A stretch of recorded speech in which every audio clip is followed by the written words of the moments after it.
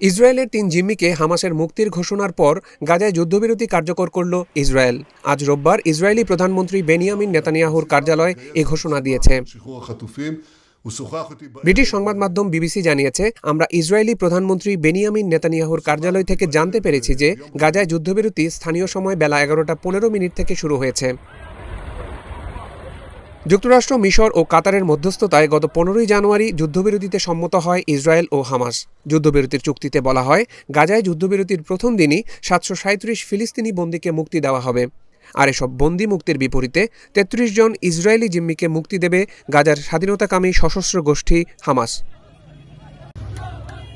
চুক্তি অনুযায়ী আজ সকাল 8:30 থেকে যুদ্ধবিরতি কার্যকর হওয়ার কথা থাকলেও শেষ পর্যন্ত তা পিছিয়ে যায়, কারণ হামাস জিম্মি মুক্তির তালিকা প্রকাশ করতে বিলম্ব করে।